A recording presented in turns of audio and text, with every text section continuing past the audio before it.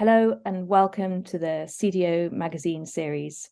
My name is Eleanor Treharne-Jones and I'm the CEO at Kensu. And today I'm delighted to be speaking with Amitabh Seli, the Chief Data Officer and Head of Data for the UK at Danone. Amitabh, welcome. Thank you very much for having me, Eleanor.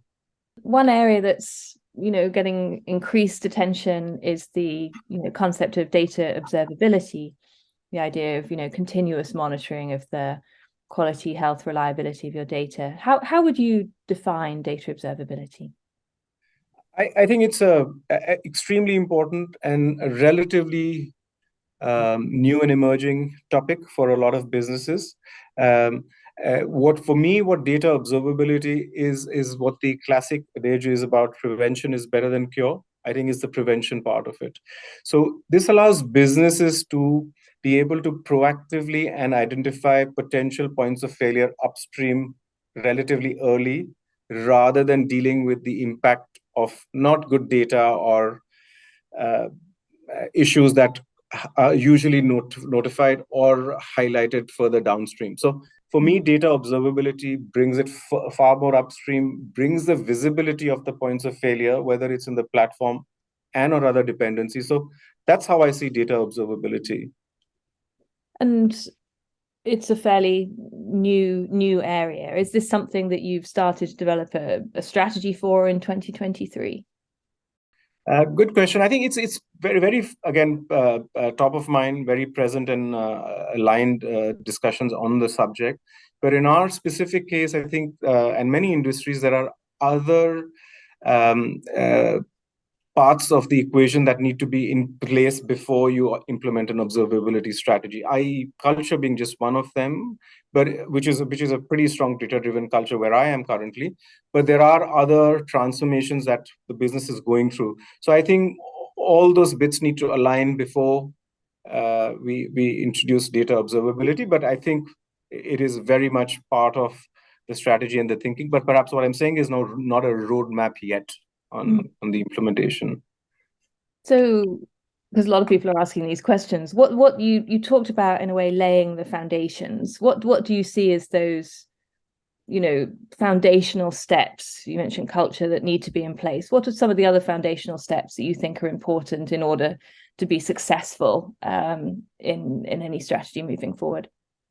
Yeah, I think holistically, I would see data observability as the mothership of data governance and quality, in my personal view. So I almost think, because this is happening more upstream, businesses should need to have very robust, well-established, mature practices and tools for data governance and quality. And when I say that, it includes tools and systems to enable the two. Mm-hmm. And I think the next iteration or next level of that for me then is bringing in a data observability tool, which, depending on how mature an industry or an organization is, could happen sooner, i.e. in the next couple of years for some companies, but perhaps a little later for the others. And I think it's those two that need to be in place, and then the overarching data observability tool should bring all of it together in a very intuitive, pragmatic way where data management and or DevOps teams can act on. So that's what I see. But I think the heart of it is around quality and trust and resilience in the data management pipelines that need to be in place more foundationally. And then, obviously, with any initiative, need to be clear on what success looks like. And so, what are the kind of success criteria? We've talked about the foundations you would lay. What are the success criteria that you would set out, for that strategy? So if you're talking about data observability, I would say ultimately it should drive business value and growth underpinned by good quality data. And as near or as low as possible issues of data quality, risks of data transformation or flows not happening at the time they should, so you get what you're promised to at a certain time. So all the good things that should be preceded are in place. So what good would look like is you have what you need: error-free, quality check data available, driving the right decisions for the business in a timely fashion with minimum or no latency. as near real time as possible. So very utopian, but I think that's what I think data observability will get us to. We like to be in a utopian industry driving business value. Digging a little bit more into the implementation and the underlying technology, what are the different touch points that you think data observability should have within the data architecture? Yeah, so Eleanor, in my view, it is, as I said, it's for me, observability is this ecosystem of which data governance and data quality are two components, but not all encompassing.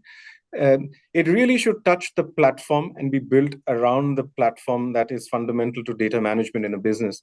But equally, I think for us to achieve success with data observability, it needs to interface with any ETL tools, data management pipelines that exist within the business. And I'd go as far ahead as in saying perhaps even with the data catalog that the business uses. So if you are able to monitor and manage activity at potential points of failure and remedy them through data observability, that is what good would look like for me. And hence sort of the framework on the lines that I just talked about. Fantastic. Thank you, Amitabh, for joining me today. It's been an absolute pleasure speaking with you and love to continue the conversation. Please do visit cdomagazine.tech for further interviews, and thank you again. Thanks very much, Eleanor.